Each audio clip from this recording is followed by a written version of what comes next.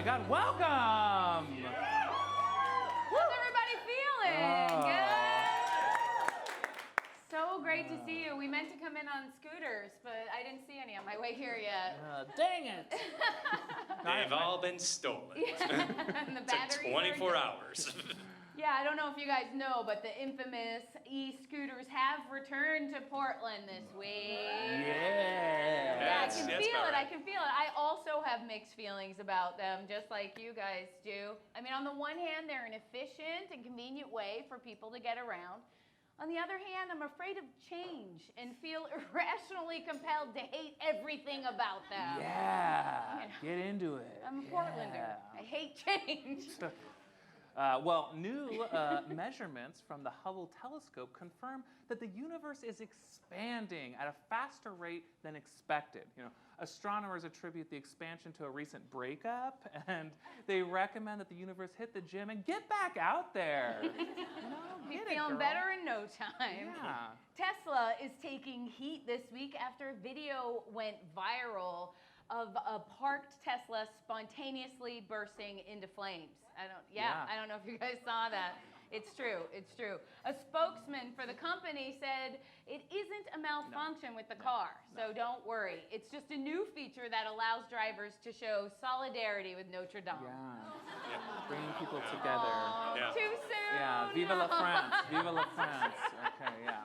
Well, hey, a new study shows that men's beards contain more germs than dogs' coats, okay? So the next time that you are making out with a bearded person, it's dirtier than licking an animal that eats its own shit. Joke's on them, I'm gonna make out with my boyfriend and lick my dog, so. And I have a beard. Former Vice President Joe Biden has officially joined the race for president this week. Yeah, in his announcement, he promised to get uncomfortably close to the Democratic nomination before giving it an unwelcome kiss goodbye. Yeah, no thank you, yeah. Well, on Wall Street, a junk bond saleswoman is suing her firm, claiming that her coworkers harassed her, including shitting in her Bernie Sanders mug. Now, say what you will about the 1%, but those guys know how to party! Yeah. Join a frat. Okay. Arbitrage! No, just me. Was that a frat? Arbitrage? Oh, I don't get it. I didn't go to college. Sorry. It's finance. Okay, thank Oh, you. was it Thank you! This guy gets it! The rest of you are on notice. Sir, do you work in finance? Oh, you're just smart then. Okay. He's just a fan of the movie Wall Street. Got it. In sad news, 28 hippos were found dead in an Ethiopian national park this week. Officials weren't sure the cause of death, but they did say they found several large white marbles in the stomachs of the hippos. They're hungry. Really hungry. Okay. Yeah. Thank you. Childhood memories. Yeah. Well, a UK cybersecurity firm says that Blink 182 was one of the most vulnerable passwords for hacking. Now, this is especially true for those who are still using AOL Messenger, okay? Yeah. Change your password. A barbecue truck owner in Kentucky sparked outrage when he began selling anti-LGBTQ t-shirts alongside his food. In hindsight, we probably should have seen this coming, since other items on the menu include "Some of my friends are black-eyed peas." Yep. Do you know why I pulled you over pork? And of course, tater tots and prayers. Yeah. It's a good one. There we go. It makes it okay. It makes it okay.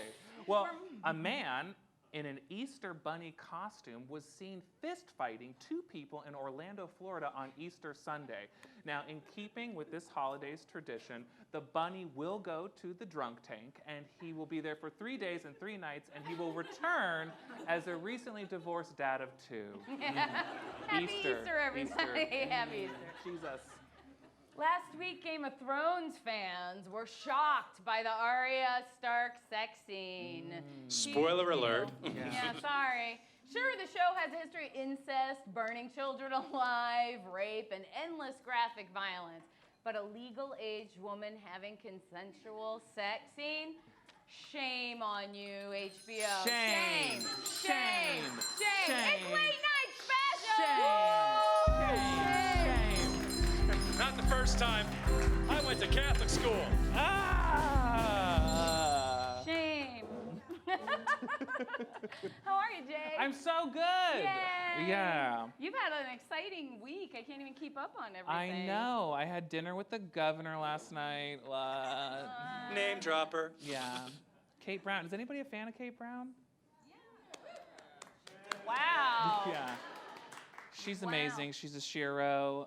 She was at this event. I got to be a plus one there, and yeah, I got to meet her. And this is the second time I've met the governor. Applause break now. They're all like, yeah, we like her. Yeah, well, the first time I met her on a boat. Like Yeah, so that was last night. Aww. Yeah, and I want everyone to notice that she is grabbing my arm, and I was like, please, yes. And so then, You consented to that. yeah, and so then the first time, this was on a boat in the gorge before the fires. Aww. And if you notice, she's looking at my pin because I was wearing a state of Oregon seal, like the seal of the state. And she was like, I like that, I've been looking for it. And I was like, please have it. And she was like, no. And I was like, I insist. And so then she took it, but then she was gonna wear it, but she was having trouble, and I didn't want like my big man hands to like help her. And so I was like, friend, use your woman hands to help our governor. And she did, and she wore it out, and it was the proudest moment of my life. Aww, that's really sweet. It is, yeah. And we want her to be a guest here someday. We do. Kate Brown. This couch wants you. Do Yeah. you want Kate on this couch? Yeah. I know I do. I have been watching some awesome stuff on Netflix. Have you guys seen the documentary series Losers? Yes. It's so good. The boxer? Yeah. If you Yeah. have not seen it, I wish they'd pay us to say that, but they don't. But I strongly recommend it. So it's all about people who didn't win things, and even in that first episode, they say because the stories of the people who didn't win are often more intriguing than the stories of the winners. And there's a boxer who did not want to be a boxer, Nope. who briefly became The world heavyweight champion. Yeah. Yeah. There's a woman who's come in second at the Iditarod, the sled race across Alaska multiple times. And was almost murdered. Yeah. Spoiler alert. I don't care. Yeah, you'll still enjoy it. Yeah. It's unreal. And then who is the figure skater who did the backflip? The French? Yeah, do you guys know Surya Bonali? Yes. Yes. It's Yeah. all about her. She You get never it. won because of racism, but Right. like she No, should have. I'm with you. It's okay. Don't be ashamed. It's good to know your French figure skaters. Yeah, she's Thank the you. one. Yeah. If you're vague on it, you'll remember she's going to do backflips on the Yeah. ice. And they were like, don't do unbelievable. backflips. And she's like, I'm a boss ass bitch. Yeah, she's like. But also, the curling episode. Yes. I never thought curling and anything Canadian could be exciting. Oof. Jay, you have a lot to learn. I love Canada, you know that. I do It's one of too, my I do too. favorite things in all the world. We have a great episode. I'm We so do. excited. We have great guests. We have Adam Pasi, Mhm. stand-up comic. We have a musical guest. We're going to have Andi Zeisler from Bitch Media. Thank you. But I'm already ready for some music. Are you, Jay? Yes, my ears love music. Yes. This is one of the most multi-talented women in town, humans in town, plays in all different bands, plays all different instruments. Please welcome Ellie Swope.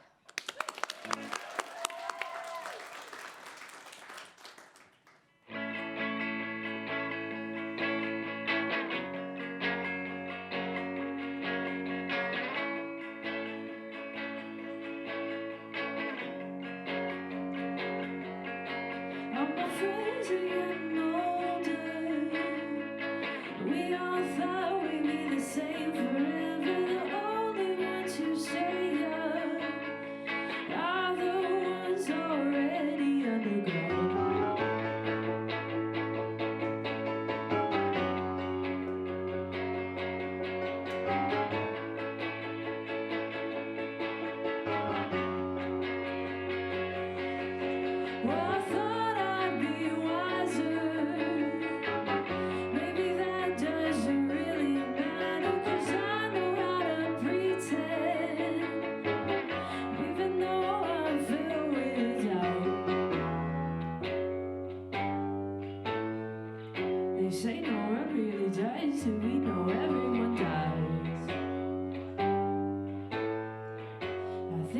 used to be strong, now I just try to survive.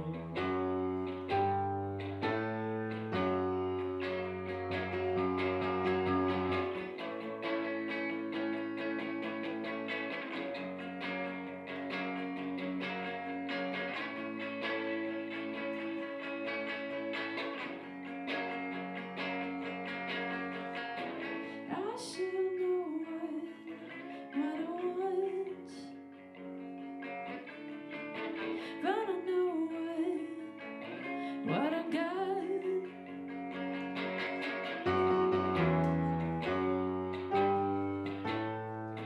They say no one really dies, but we know everyone dies. I think I used to be strong, now I just try to survive. They say no one really dies, we know everyone dies. I think I used to be good, now I just try not to lie.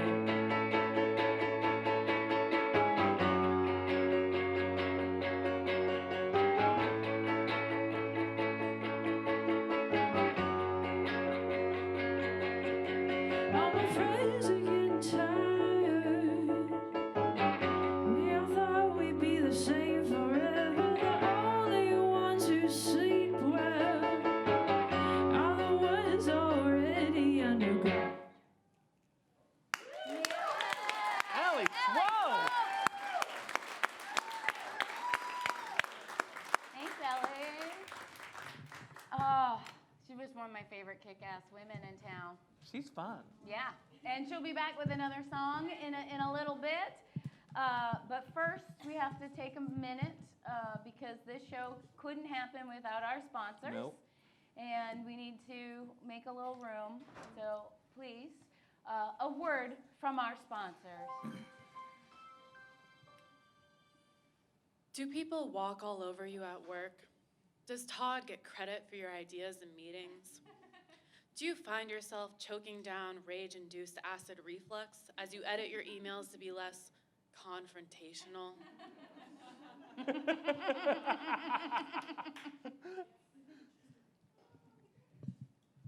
Hi, Todd. Per my last email, the assets you need are in the Dropbox folder entitled Assets 2019. Sounds like you need Workbitch. Workbitch is a plugin you can use on any email platform to help translate what you really want to say at work. Try it.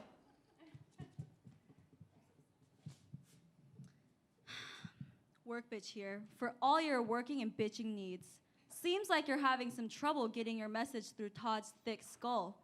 Let me translate that for you. Todd, read my fucking email. Read it once, then read it again, then take some notes and go over them so you don't bother me with your inane questions. My time is precious. Don't make me repeat myself.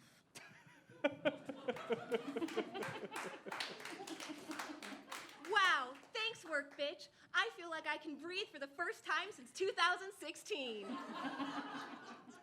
It's Workbitch. She says what you wish you could, because she doesn't give a fuck. Hi, Carson. Please correct me if I'm wrong, but I believe the FY19 numbers are no longer up to date. So sorry for the confusion. I've reattached the spreadsheet again for your convenience. Looks like someone needs Workbitch. Carson, you baby-faced, waspy dullard. The only confusion here is how someone as mediocre as you ascended the ranks to become the head of our department and my boss. I pray to Artemis every day to grant me the patience to work for my inferior without stapling all my fingers together or sticking my head in the industrial shredder and pressing start. Thanks, Workbitch. I won't need to scream into my pillow tonight. Workbitch, your internal monologue, shared with the men who need to hear it most. Hey, Matt. Not sure if you got my previous email. Just wanted to check in and see if there were any updates. The client is hoping to get mock-ups approved by end of day, so it'd be great if you could hear back from you in the next hour or so. Workbitch to the rescue. What is taking so fucking long? And don't you dare say it's because you've been slammed with emails. I saw you take an hour-and-a-half lunch at Jimmy John's like the poaching apologist you are. And I saw you playing ping pong with the bros for 20 minutes. Who won, Matt? Who won? Was it you? Probably not. If you ever pull this shit again, I will find you where you sleep and fill your mouth so full of ping pong balls that you will asphyxiate on your own failure.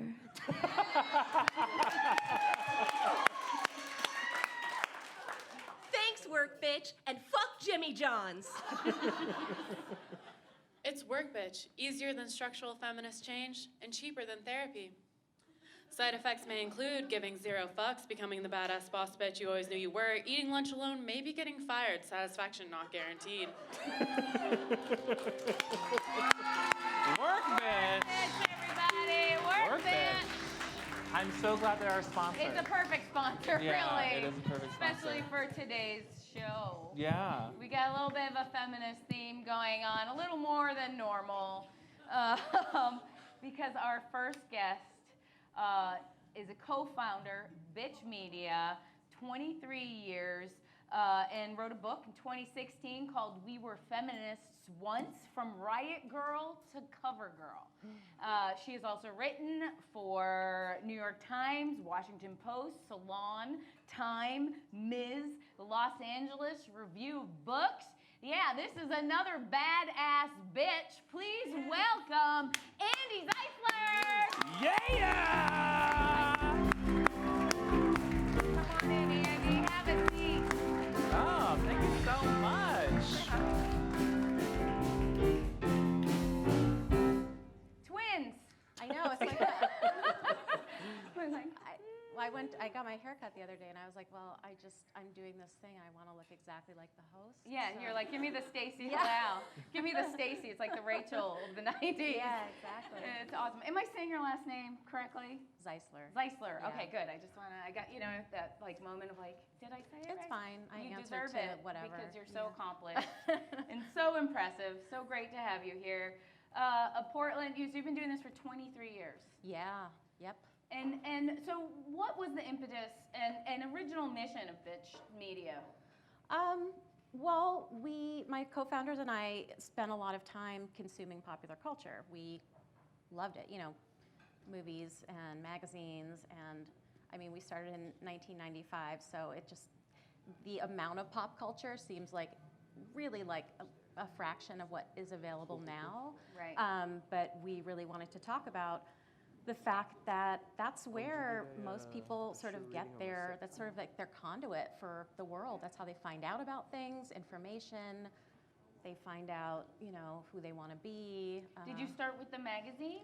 Yeah, we Was started. it a zine? It was a zine. Yeah, Yes. zine. That's how we did it in the Young 90s. ones, 90s. So let me yeah. explain real quickly. A zine was a thing you printed and then you printed out and then you cut Oh. out and then you taped to pieces of paper and you had your friend copy it, Kinko's, late at night. Yeah. It was a way that it was we could, Tumblr on Yeah, the page. It yeah. was. It was Yeah. pre-internet, the way that alternative culture people found each other. Yes, really. exactly. Yeah. In a nicer way Yes. to say it. But I remember running off a lot of copies of zines late at night. Yeah, you know, yeah. Never pay full That was price at yeah, Kinko's. because you had friends who worked at Kinko's because they were Exactly. musicians, and yeah, it was a Yeah. whole ecosystem of helping each other out. Exactly, exactly. And so when did it evolve into magazine? Gosh, I don't even remember. I think it was probably 5 or 6 years into it where we all had sort of corporate day jobs, and at some point we realized we were working our day jobs, going home, working on Bitch on the weekends, and we were relative babies at the time. No, we didn't have like mortgages or partners or kids or anything. But we did start to burn out, and at a certain point it was like, well, we either have to do this full time or we just stop doing it. And so we sort of took that plunge with a lot of help from various organizations and it is a people. nonprofit? Yes, we're a reader-supported nonprofit. We have the sort of public radio model of, you can be a monthly donor and get all sorts of cool swag and you know. It still works that way today. Yeah, it works that way today. And Which is amazing. And I think it's interesting what you're saying, because I do think it's hard for people who grew up in the internet age to realize how limited and the number of outlets were at the time in the 90s. There were 3 channels, cable was just starting to emerge. And so really everyone was watching stuff, good, bad, or ugly, and it was much more of like a monoculture. Like everyone knew what everyone else was watching or talking about. Yeah, and so everything that was produced had a bigger impact, and there was much less opportunity for more fringy people to find each other and communicate. And what's the mission of the nonprofit itself?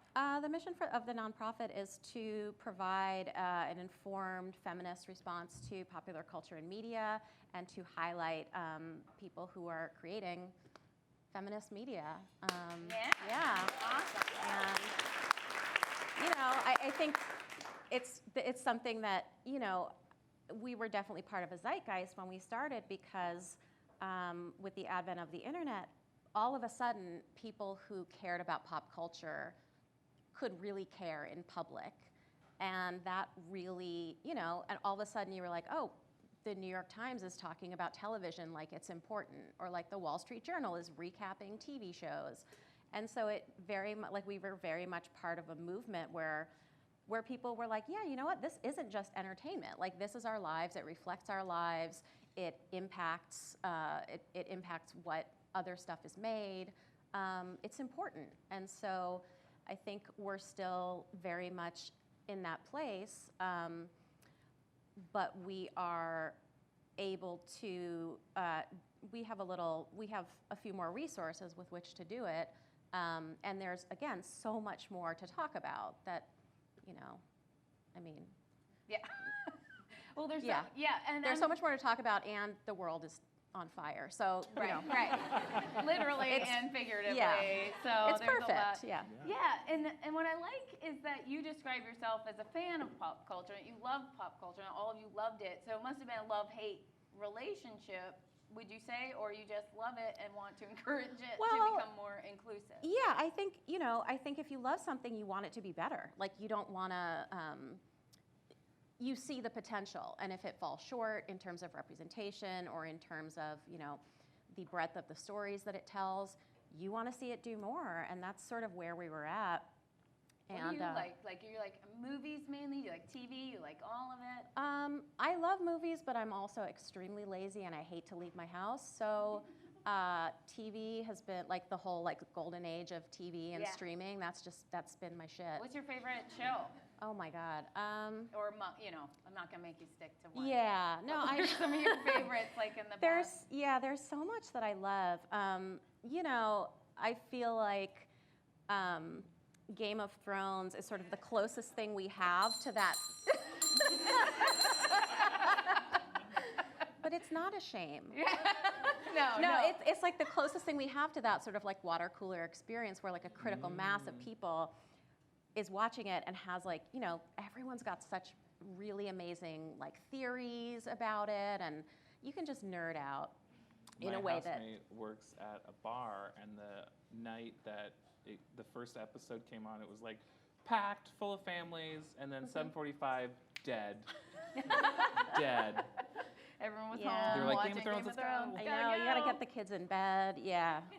I'm a big Michael Schur fan. Yeah. So Parks and Rec and Brooklyn Nine-Nine, and now The Good Place. Brooklyn Nine-Nine, I'm so happy that people have, I feel like, It was a sleeper. It was a sleeper. Yeah. And I love it. And it's funny because I don't know if this is just the crowd I run with, but people I know are very divided on Andy Samberg. And I've always been full Andy Samberg. Yeah. You know what I mean? And Terry Crews. Everyone is it's so good. And The Good Place,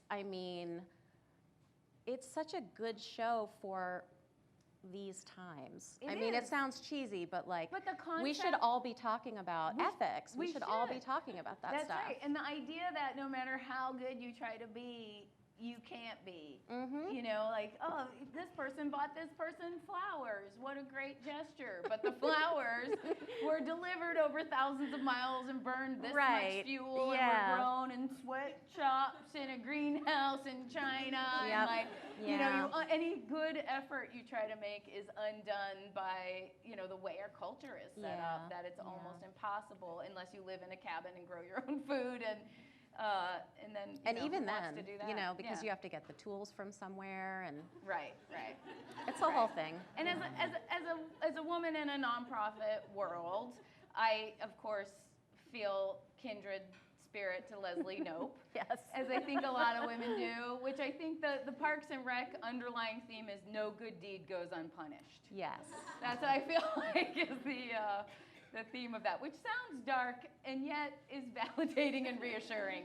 Well, I think it's also that like everyone's sort of in the same boat. So it's like you can identify with characters that you don't really have that much in common with, like politically or socially, but you're sharing the kind of quotidian like frustration with bureaucracy and That's a reference to Don Quixote. Tilted it.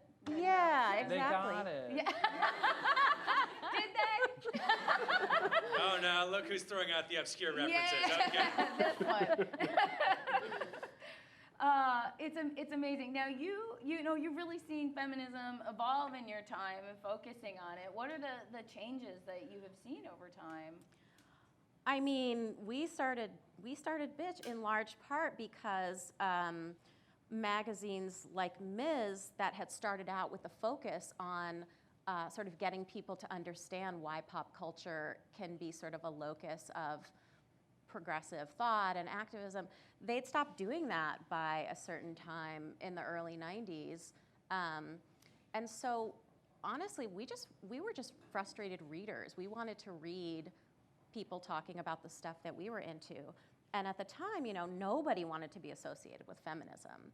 I think the biggest change, certainly in the past, 2 decades, is that feminism is cool again. Like, that was not the case in the early 90s. Like, celebrities were not rushing to call themselves feminists. Like, if anything, they were, like, rushing away from it.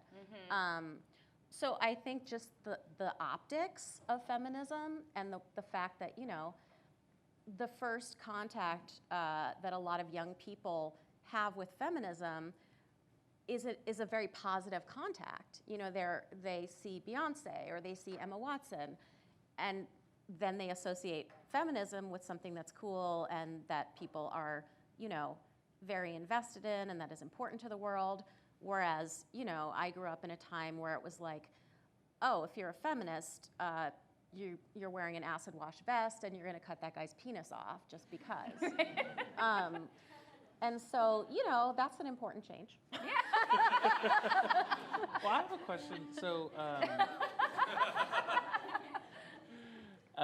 so like, it's Bitch Media, and then there was this. I remember. I mean, like maybe 5, 6, 7 years ago, of like trying to be like, this is not a word that we use anymore. Have you experienced that, and have people come at you for that? I mean, people have always come at us for the name, and I think, in a lot of ways, I think it's generational, because when we started, bitch was still very much like one of those like 7 words you couldn't say on TV. I think maybe it had started being used, maybe like you heard it on like NYPD Blue once in a while, but it wasn't used in the way that we hear it used now, whether it's like affectionately or, you know, using the word bitch to refer to everything, inanimate objects, clubs, whatever. And so I think we had this idea that bitch maybe as kind of an analog to the way that LGBTQ communities had reclaimed queer, we're like, maybe we can reclaim it. You know, maybe we can reclaim it as something that's powerful and meaningful. And I don't think that happened. We were young. I mean, because some of the biggest haters on that movement were feminists. Exactly, yeah. And I think over the years, it really was a lot of feminists who had come of age during the second wave in the 60s and 70s who were like, you know, we fought so hard to not be called that word, and, you know, it's so upsetting that you're putting it back out there. And, you know, I think I certainly absolutely was very sympathetic to that, and really was always happy to engage in conversation about it. But at the same time, you know, we really wanted to make a case that language can be flexible, and that just because someone is using a word in a derogatory term, they shouldn't, you know, they shouldn't have control over how it's used in every case. But yeah, I mean, definitely every time I go to a lot of colleges and universities to speak, and the first question is inevitably, why did you call it bitch? And I feel like I should just get a T-shirt that has, like, you know, like the beginning of Star Wars, where it's just like the whole explanation. In the beginning. Yeah. It means so many things, though. You know, It does. like and to bitch and to. Yeah. And I feel like as I get when I was younger, in my 20s and like all growing up, I'm a very fiery person. I'm from Boston, and I'm Syrian and Italian and Portuguese, and I'm an Aries. Like, everything's against me in terms of, I'm like, fire! And then my therapist has this really cool way of sort of breaking the world down into, like, what you want, self-respect, and relationships. Mm-hmm.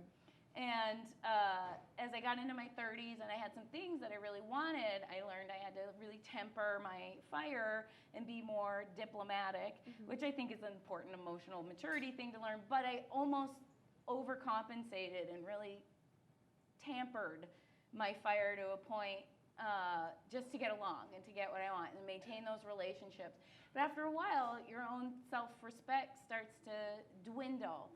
And I read this book on willpower recently, and they talk about controlling your emotions is a self-control, you know, is part of willpower. And after a while, if they made people watch Terms of Endearment and told them they couldn't cry, and they told some other people to watch Terms of Endearment and they could express their emotions freely, and then afterwards they had both groups try to solve this unsolvable puzzle that they didn't tell them was unsolvable, and the people who had to try to control their emotions way sooner were like, fuck this puzzle. Well, because anyone who doesn't cry at Terms of Endearment is obviously a sociopath. Right. Like, you can't. And like trying to contain your emotions or tamper your fire, or tamper your emotions, it eventually makes your patience go away. And being a big person and being able to set boundaries patiently, or to patiently deal with all the disrespects that you have throughout the day, it fucking wears you down after a while, and you bitch. And I think I was so terrified of being a bitch, and as I'm getting older, I don't care as much, and I'm trying to let it back in. Yeah.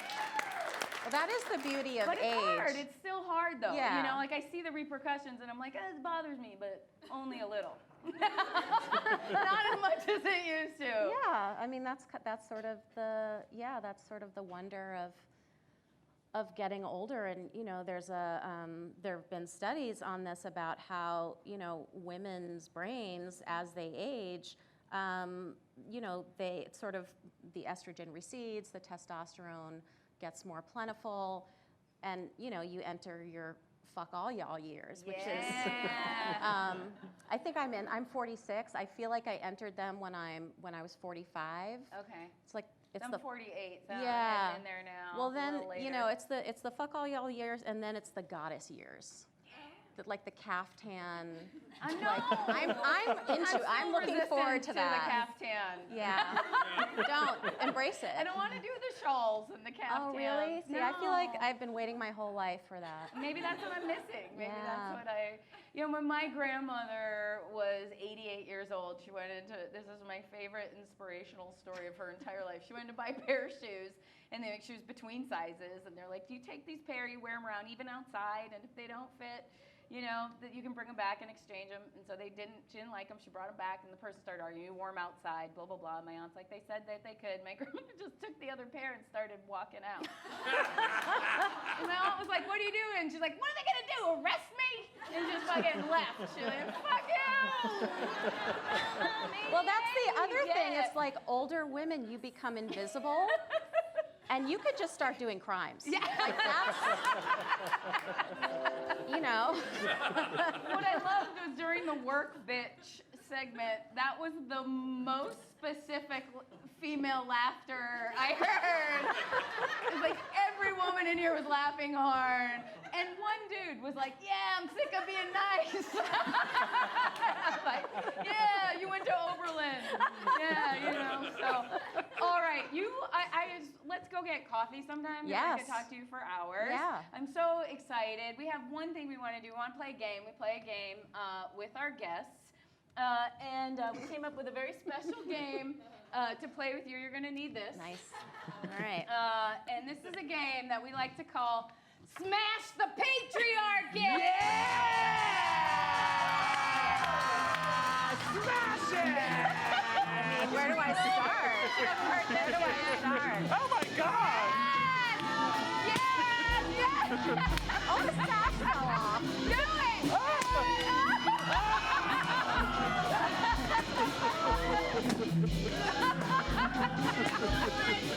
Here, I'll help. Get in there. Here we go! Got it.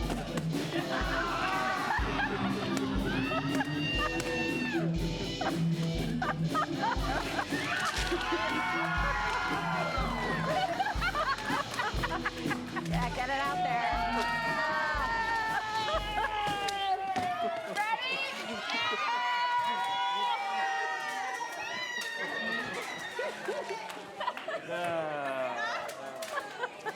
Sorry. Thank you so much. And just so you all know, what you get when you smash the patriarchy is representation, recognition, the right to be mediocre, This is a good power, one. Yeah. money, Respect. and free candy for everybody. Thank you so much, Andy. Hey, give it up for Andy! Hi, thanks for having me. Oh my God, that felt so good. Yeah, that felt really good. We Yeah. got that at Boom Boom Balloons on Lombard. Go buy one for yourself. Yeah. It's her #1 selling piñata. It feels really, really good. If you buy it, then you can Then smash the patriarchy! Oh, it felt so good. Yeah. It's ridiculous. All right. I was scared for like a little second. Were you? What I liked is it went from banging. She was full on stabbing the patriarchy in the heart.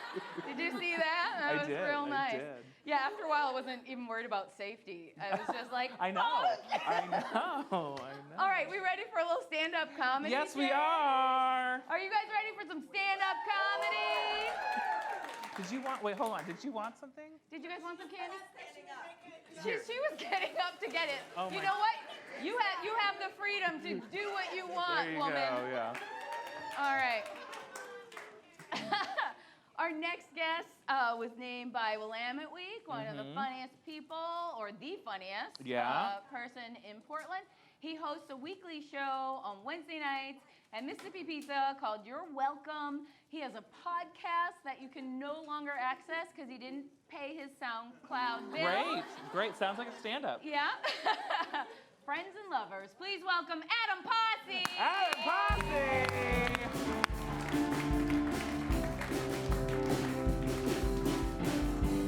How y'all doing tonight? Jay, Stacey, good to see you. I just watched the new Avengers movie, so this whole set is gonna be spoilers. So the first person that dies is, I'm messing with you, I wouldn't do that. I'm not a monster, even though I'm waiting for all my friends to see it. We're all waiting for each other to finally see it, because we don't talk to each other anymore. Because we all respect the spoilers, so whenever we're in a room together, we're like, so, what'd you do this week? He's like, went to the movie. We're like, good, shut up, fuck up. Don't say anything to anybody. When the first Avengers movie came out, I had a conversation with a buddy of mine about the inherent racism in superhero movies. How there was a green-skinned Avenger before there was a brown-skinned one. Which sounds kind of messed up. Like they're in the writer's room, they're like, all right, so the aliens are attacking. Then Martinez jumps in and saves the day. And then everyone else is like, a Martinez saving the day? That sounds unrealistic. So this guy turns into a Hulk, and then that's... Though I will admit some of these superheroes have to be white. Captain America has to be a white guy. 100%. Captain America is a superhero that was granted powers in the 1940s. And if that's not a white guy, that story doesn't go the same way. Hey, now, African-American Private Steve Rogers, now that you have these superpowers, we're going to ship you over to Germany so you can fight injustice. Oh, injustice? Tell you what, I'm going to save y'all some jet fuel. Take a bus down to Alabama and just covered this shield in cracker blood. How does that sound to you guys? The last movie I saw in theaters before this one was the movie Us, the Jordan Peele flick. Y'all see that? I went and saw it without my girlfriend on purpose because I wanted to be sure my interracial relationship could survive this Jordan Peele movie. Wasn't like that for the last one he put out. I got a lot of friends who bought tickets for 2 to get out and then had to buy drinks for 1 afterwards. This was dope. I kept fantasizing because it was a black-directed horror movie that the stereotype would get flipped and that I'd have to deal with white people yelling at the screen throughout the whole movie. You know, yelling white people shit like, go ahead and go up there, it'll be fine. He probably doesn't have the knife anymore. If you want him to stop killing your friends, just ask to speak to a manager. You know, shit like that. I took my grandmother to breakfast last week. Platonically, and that's not to say she doesn't still have it. Grandma's doing good, and we tried, the chemistry's just not there. I took her out, we're gonna remain friends or family, if you will. So you don't have to be sad for her, there's plenty of grandkids in the sea. I took my grandma to breakfast last week. Happily surprised when the bill came, $5 by the sweet matriarch of my family, a full and complete breakfast because of her senior discount that I hadn't factored in. And at that moment, I started wishing there were more old people in that diner because I've never been in a financial position where I could buy out the bar. Like, I couldn't have walked in here, turned the lights on, and yelled at everybody, hey, 1 round on me, I got this. I could never afford that. But at $5 a head, I could ball out of control at a Sunday morning Denny's. Just go kicking that door in, mush the greeter in the face. Side note, why is there a greeter at Denny's? Because if I'm not at breakfast with my grandma, the only other time I'm there is because it's 1 a.m. and I'm too drunk to navigate the Jack in the Box drive-thru. Do I need a maitre d' in this situation? What's it gonna do, offer me a wine list? I'm wearing 1 shoe right now. It's neither of the shoes I started drinking with. Kick the door, mush the unnecessary greeter in the face. Then I'll just start sending plates to everybody in the room so long as they qualify for the discount, which I can find out by asking simple questions. Just yelling out stuff like, you, sir, you got a story about a war? How about 2 wars? Breakfast for you. Thank you for your service. You, madame, how much did literally anything cost back in your day? A nickel? Breakfast for you.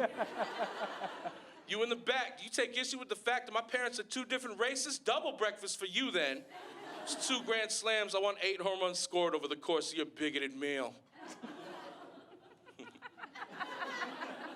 Whenever I'm in the presence of my elders, be it my grandmother or some uncles, I am automatically elected as the complaints office for my generation. Yeah, I just get everything that we're doing. And I get aggravated because then they start complaining about people that are younger than me because I'm 38. I got old man complaints too now. And they'll start taking some of my complaints. They'll be like, yeah, the kids with the colored hair, they're all rapping with the robot voice and wearing pants that are too tight. I'm like, no, I don't like that, all right? You complain about my shit, I complain about their shit. Get it straight. The most often what I hear from older folks is that my generation is weaker. We're much weaker than they were as kids. And fair enough, I think that's probably true. but we're also less racist. There's gotta be points for that, right? It's a solid trade-off. Maybe that's the key to world peace. Eventually we just get weaker and weaker till eventually we achieve a utopia of just a bunch of wet-eyed blobs holding soft hands across the world in harmony.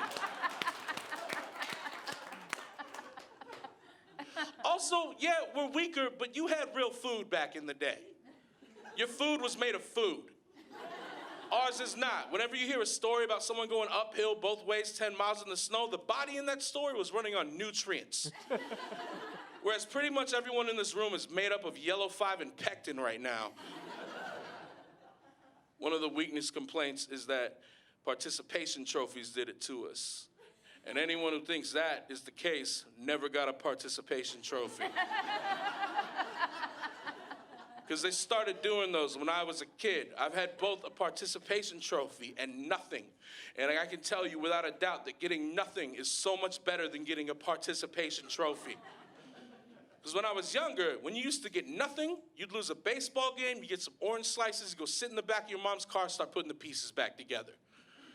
But then the participation trophy came along. Then I'd lose a baseball game. I'd have to take with me to the car, instead of orange slices, the physical embodiment of my failure. I don't throw it away either. This lives with me now. It's a roommate. It sits on my dresser with its other friends that I also earned. Stays up there like a big shiny metal thumbs down every time you wake up in the morning. It keeps you a virgin all the way through high school. Because even if you do get a girl in your room, it's just staring at you, talking shit, saying stuff like, really, you're gonna hit that? Because you couldn't hit an inside fastball in the spring of 1988. Another thing that gets the blame for our weakness as a generation is the fact that less of us were hit as children. I can't relate to that. I'm Samoan, so that was not how shit went down. I don't know. I don't have any children of my own, so I don't feel like I can take a hard stance on whether or not you should hit your kids. I don't feel qualified to do that. I can say that I know at least one child needed to be hit. That was me. I was that child. It's the only way I'd learn. It's the only way I learn things now. Maybe if someone would follow me around with a stick on payday weekends, I'd have a savings account. So I will say this, there's a socioeconomic aspect to it that's rarely addressed. If you're poor, you're more likely to hit your kids. Because families with money, they give their kids material things that they can take away and make them feel regret for what they did. If your family has money, a father can walk into his kid's room with a failing report card and say, hey, you messed up, so now you can't use the laptop or your bike or your skateboard or the Xbox. But if that family's impoverished, that father is walking into that room with that report card saying stuff like, well, you did bad at school, so now you can't use, your baby teeth. And so you got less options if you don't have money.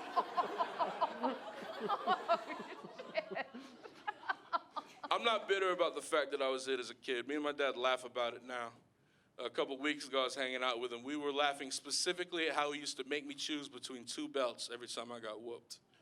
And chill out, white people, I'm fine. Jesus. The first one was always a weightlifting belt, which, if you're not familiar, is a giant, intimidating-looking slab of leather.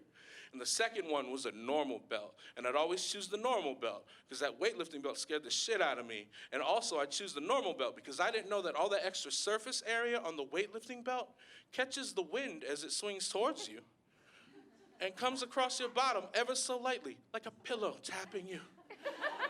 And I didn't find out till like a decade after I started getting hit as a kid. When he couldn't find the normal belt, he hit me with the weightlifting belt, and I almost forgot to act like it hurt because I was so pissed off about the rest of my childhood. Because the weightlifting belt just came across oh so sweetly, just like a little, and I was like, are you shitting me right now? I mean, ow. Ow is what I said. I'm not, like I said, I'm not bitter about it. Me and my dad were both cracking up laughing. He was slapping the table with tears in his eyes going, I thought you were the dumbest kid in the world. You kept picking the most painful belt I own. I was like, yeah, Pop, I didn't have quite the grasp on aerodynamics that I do these days. But we both had a good time talking about it. We just laughed a little differently. Like my dad laughed normal, the way you guys have been laughing, and I laughed like him with a little something extra. Because he'd laugh, ha, ha, ha, and I'd laugh like, ha, ha, ha, ha, ha, ha, ha, ha. I'm a comedian. Now, whenever I'm leaving his house to do a show, I hold up 2 microphones. And I say, which of these do you want me to talk shit about you into tonight? That jackass always picks the loudest one. Thank you guys very much. Adam Pasi! Come on over, Adam. Hey, buddy, come on over. Oh, boy. You made everyone uncomfortable, Adam. How do I think? Yeah. I enjoy it. My dad used to throw a slipper. That was as bad as he'd get. Oh, see, I'm second generation because I have a white mom that tempered the hitting. Like, my dad got it way worse. Way worse. Like, my grandma once threw a knife into my uncle's arm because he ran away from her. Now, do you see why I can talk about getting hit with a belt with impunity? You guys are pulling back on that? I'm like, no one tried to murder me as a child. I had a great childhood. I was spanked as a child. What kind of knife? A cleaver? No, I'm just kidding. But my parents would always be like, okay, you're getting a spanking later. And so it would just be like Wait. hours later. So you just got threatened to be spanked. But I as a child. always was. Like, they would Okay. never forget. But so it'd be Wow. like all day, like all So through what dinner. was worse, the spanking or the anticipation? The anticipation, Yeah. because it was like, Anticipation is maybe way they'll worse. forget. And my sister would be like, they'll never forget. She reminded them. Amazing. Yeah. Well, I don't know. My mom stayed at home when I was way younger, and my dad would work. And when I'd mess up during the day, I knew I was going to get thrashed when he got home. So I just keep doing bad stuff because I'm like, I got a death sentence already. What are you going to do to me? Dead man walking. Yeah. Amazing. Yeah, my grandmother was. I like how this went from feminism to child abuse. I know, right? Late night special. You never leave without learning something. But she was rough. And my mom was like, her whole thing was that I'm gonna get back at her by not crying. So my mother decided she just would not cry when she was getting spanked by my grandmother, and so she's just tough as nails. And I just helped my mom move from Florida to Massachusetts, and on the plane, this lady was trying to get some sympathy for my mom. And between takeoff and like leveling of the plane, we found out her mother died in a car accident with a moose. Wait, what? Her dad Yeah. lost all Oh, this she hit money. the moose. This lady said, yeah, that the thing about a moose is, a deer just gets hit, but a moose will charge at the car and come through. I don't know how much of this was true, you guys. And then like that, her dad had spent all the money in a scam, so she didn't have any money. She's like crying. And at one moment I was like, oh, I gotta take care of my mom. She's becoming an elderly lady. This woman's obviously trying to scam her. Mm-hmm. And then I remembered who my mother is, because as the woman started crying next to her, my mother was like, just got a magazine, started reading. Right? Your mom's like, I got hit as a kid. Yeah, How's my up on the mom- Kool-Aid? You don't fucking cry. It was pretty incredible. What else is going on with you, Adam? What's new? How's your show going over Mississippi Pizza? Show's going good. If y'all ever free, come see us. We're there on Wednesday nights at 9:30. You've co-hosts? Yeah, me and my friends Marcus Coleman and Shane Brennan, we yell really ignorant stuff at each other to start the show off, and then we have kinder, gentler comics go up and fix everything that we did. That's great. Who you got coming up? This week, I'm so bad at this. Okay, don't worry about it. Follow Pizza Gang White Northwest. Pizza You really Gang are NW really bad. on You got really Instagram. bad. You need I to haven't take had a out your phone for a and look week. up. You went to reach for your phone to figure out how to tell people to follow you on social media, and then you realize you don't even have a phone. Yeah, my phone got ran over by a truck in Salem last week. Oh, no.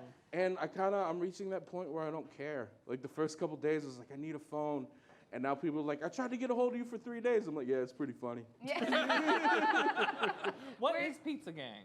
I keep seeing that. Oh, that's just how we identify ourselves. We are the Is Pizza that Gang. anything connected to Ron Funches back in the day? No, did Ron Funches have a Pizza Oh, no, Gang? he had Purple Gang. Yes. Purple Gang. I don't know, but he's coming to town soon, so we might have to sort this shit out in the streets. Yeah. Whoa. I think wasn't it Ron Funches and Ian Carmel both The in purple, big yeah. purple hoodies? I think Oh. that They was were Purple the thing. Gang, yeah. But you're Pizza Gang. Yeah, it's just because we run our show out of a pizza restaurant. It's something that my friend Marcus started saying. We're like, yeah, we'll do that. Yeah. Do you ever go like, we're the za? No. No one says that, Jay. No No Oh my one. God. And I No think one. you just experienced Jay. why, my friend. I'm gonna spank you later, Jay. I'm not gonna tell you when, but it's gonna happen. Smash the patriarchy. Although one of my roommates calls pizza za, and it makes me insane. And I love him so much. I just want to hold his face and be like, stop ruining our friendship with that word. Well, thank you so much for being here, Oh, thank Adam. you guys It's for always a having me. pleasure. It was a lot Adam of fun. Thanks for Pasi, listening to my jokes, you guys. Thank you, Adam. Well, it's getting to be that time. We're almost at the end. We got one more bit for you. We're gonna bring back our musical guest. Look for her EP. It is called "It Feels the Same Every Time." I'm still trying to figure out what feels the same every time, Ellie. Are you guys ready? Please welcome back Ellie Swope. Which one?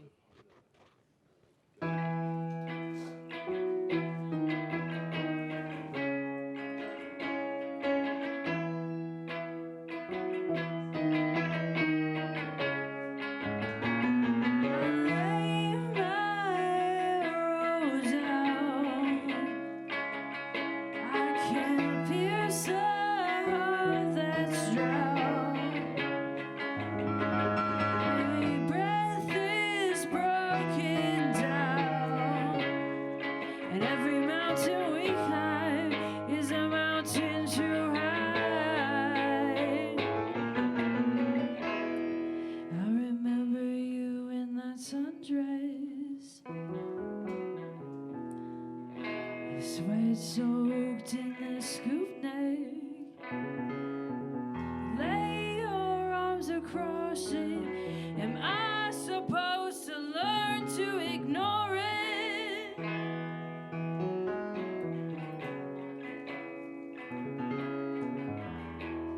I remember the time on the fire escape.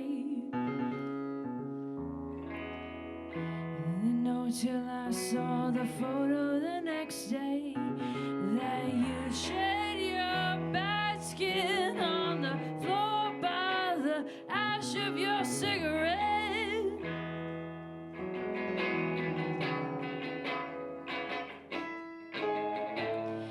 And I live beneath your pound of flesh,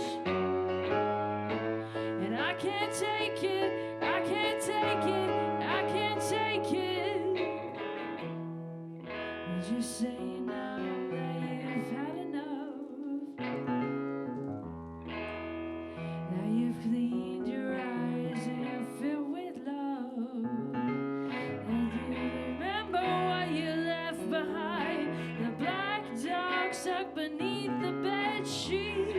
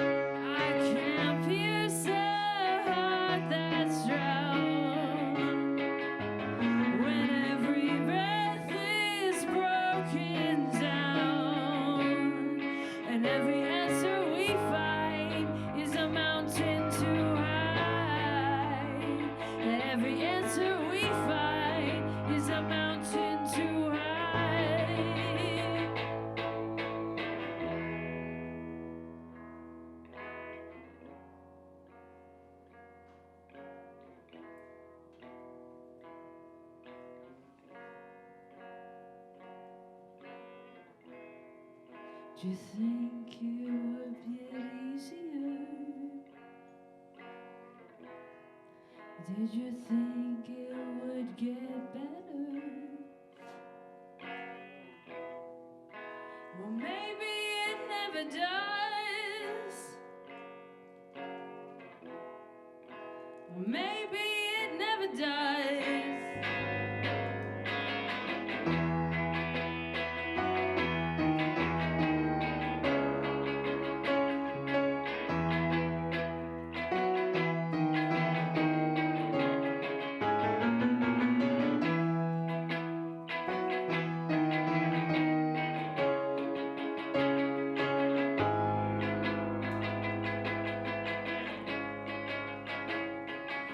where I lay my road down. I can't pierce a heart that's drowned. When every breath is broken down, and every answer we fight is a mountain too high. Every answer we fight is a mountain too high.